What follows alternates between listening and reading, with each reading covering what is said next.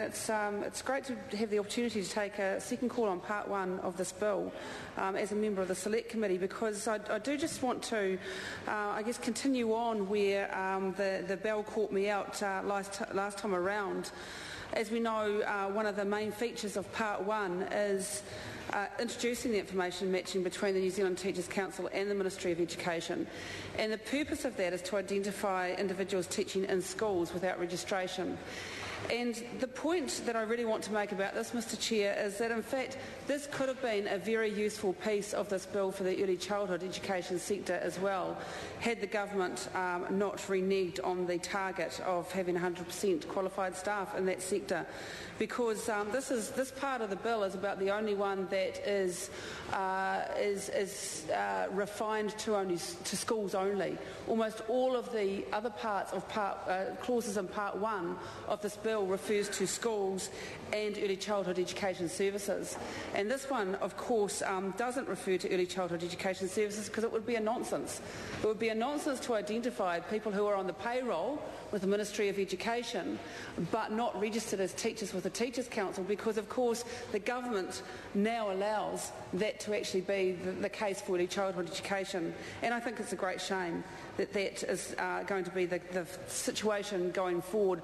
I think many parents, and certainly the sector itself, were looking forward to the ongoing professionalisation of the early childhood education sector because of the strong link between having qualified teachers who really know what they're doing and quality of early childhood education services. But Mr Chair, I do want to go on now to address some other parts of clause one of part one, because Colin King is right that many of the parts of clauses in part one are in fact very minor, and the one that really caught my attention was clause 9, the amendment of the enrolment scheme.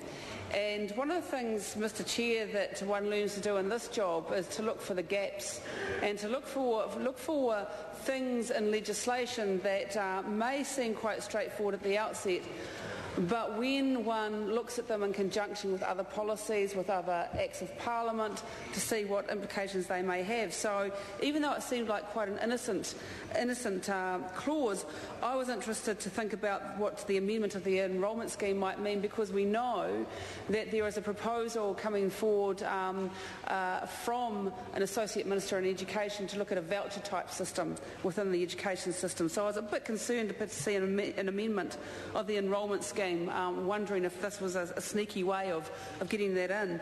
And in fact, what clause 9 says is it says that section 11M3 is amended by omitting enrolment scheme in order and substituting enrolment scheme in order, which might seem like a very strange thing to do, because what I've just read out is a set of words being omitted and replaced with exactly the same set of words. Is there a colon? But there's a comma. There's a comma in the first one.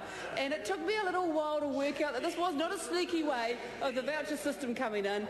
This was, in fact, about a comma. So, in fact, we're omitting enrolment scheme, comma, in order, and replacing it with enrolment scheme in order, with no comma.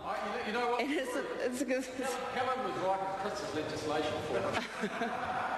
So we have, by clause 9 of part 1, got rid of the scandalous comma, and now, of course, this bill, the Principal Act, will, of course, be much easier to read as a result.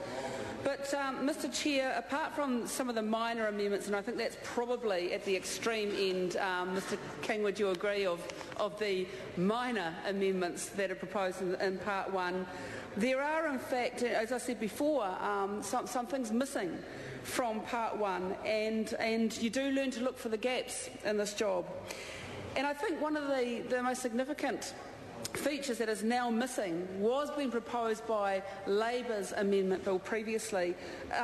Some things that are missing from the board's functions, from the functions that are now required by this Act. And certainly when this